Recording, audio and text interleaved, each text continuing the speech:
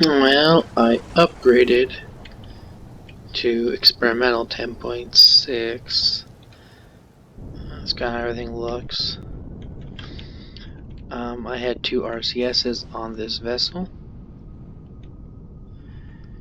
and that made this vessel un-CPU compliant.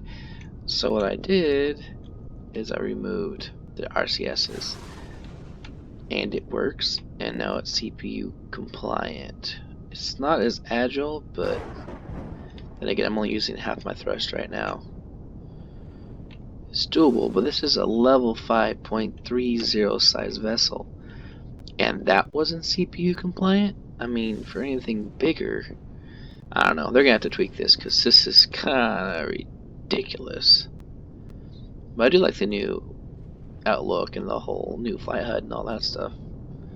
It's kind of cool. This vessel's on the workshop. I might have to re-put it on after I edit it, and it works. If you remove the two RCSs, and it doesn't seem any of the RCSs to fly, but its cargo capacity is only 3,700, I think, and a little bit of capacity for ammo. But it is capable of lifting, 100 tons, so hopefully they'll nerf it or make it better. I mean, I'm just testing my latest version of Explorer 2. Now that thing is less CPU effective. Right now, it's not CPU compliant, and I'm just sitting here spinning circles, So hopefully, taking the RCSs off will make it compliant and it'll work a little better. Well, now it's CPU compliant. Let's see how it handles. Before I could just sit here and spin around circles. That is a huge loss in performance. I mean, I guess I don't need performance because it's just a vessel. But, wow. Let's try max thrust. I think this thing needs at least one RCS. But then again, it's not meant for combat, so RCS has made a huge difference.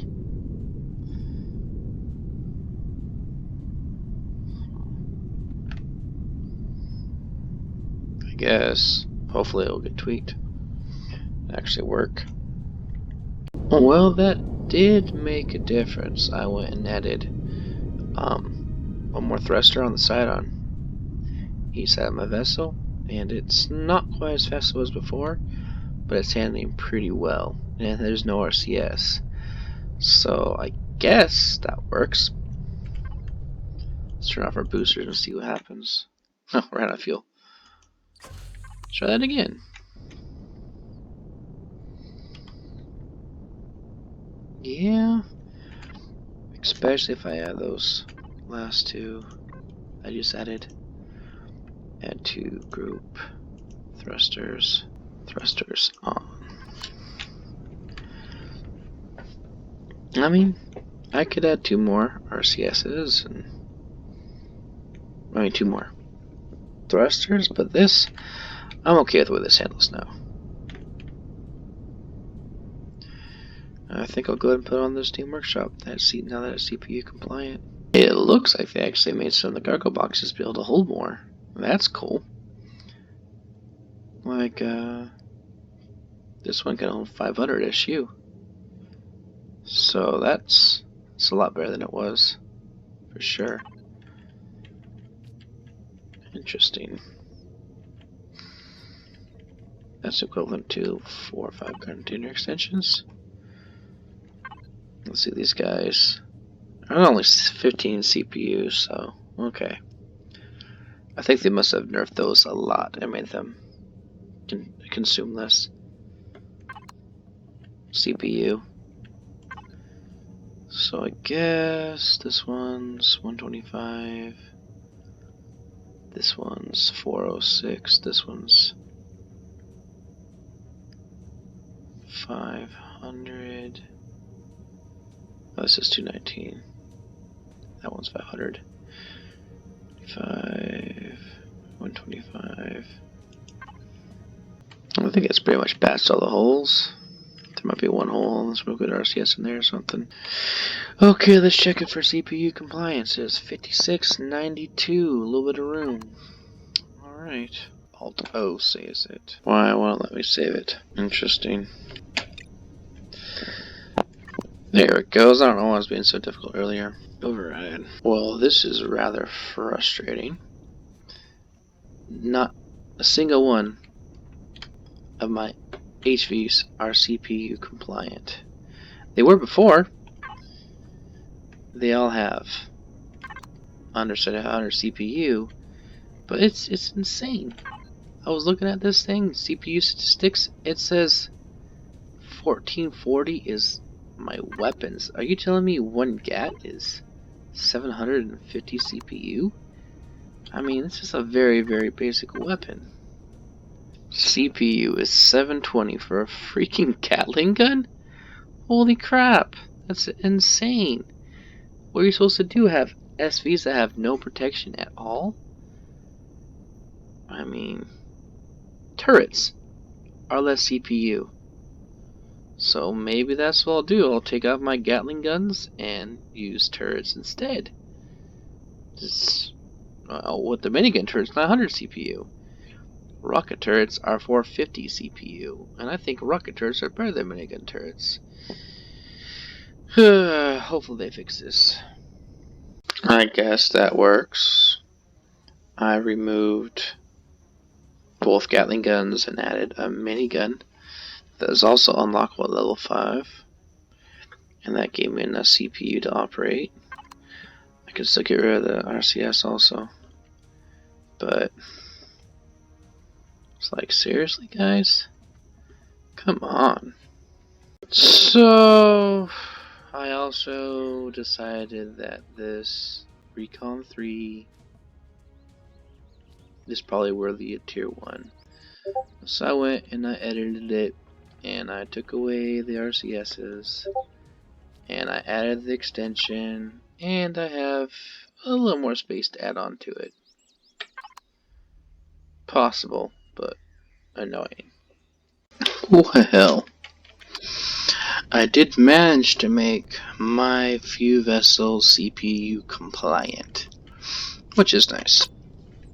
This right here is not, but I did have an Explorer 2 that I went to and I updated. And this right here, Recon 2, is CPU compliant. Let's see what else did I do. Explorer 2 is not CPU compliant. I replaced RCSs I withdrew just in case they nerf it. And so the one on Steam is actually CPU compliant. I even called it Explorer 2 CPU compliant. And this right here, I decided to make tier 1. It's still got some room. Got about 1600 RCS, or 1600 CPU space that can be used. Luckily, tier 1 adds very, very, very little to it. It adds 2 Sathium, 5 Neo, and 2 Cobalt. So very, very easy to come by. You can probably get that just by killing drones.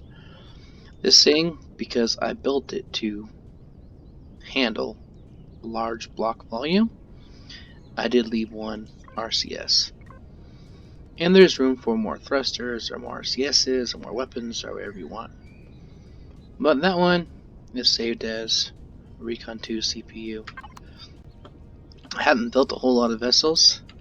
I think I will go ahead and bring in my SV, which still needs some work. Let's spawn this thing in also.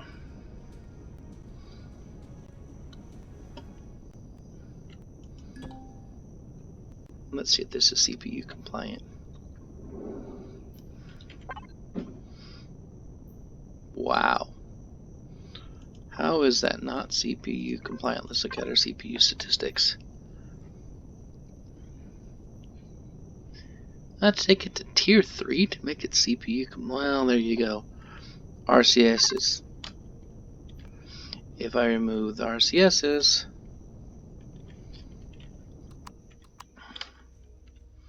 that will definitely solve our CPU problem. I cannot believe how much those CPUs are a piece. RCSs are a piece. My goodness. Let's get rid of them.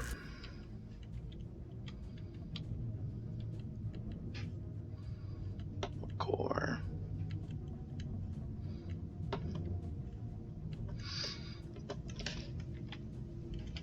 Yeah, this is kind of ridiculous. I don't think that block should require CPU, because that just seems kind of ridiculous. Look at that, 25,700 in my combat steel blocks. It's just crazy. I don't know what to cut out, honestly. I could take this up to a tier 2 CPU, 400 CPU, or 400,000 CPU, but I mean, it has a warp drive and a shield generator. The biggest thing is the thrusters. They're like about 20,000 a piece, so oh, that's ridiculous. Let's see if I can do something. At least make it a tier 2, because it does have all the stuff you need to survive. Where is my core hiding? Buried somewhere, I'm sure. I guess usually I put my core somewhere back here, actually. This is core, where are you? Alright, I give up. Let's go find on the HUD. CPU, devices, core, show on HUD. That's buried pretty deep, isn't it? I suppose what I can do is remove a fuel tank.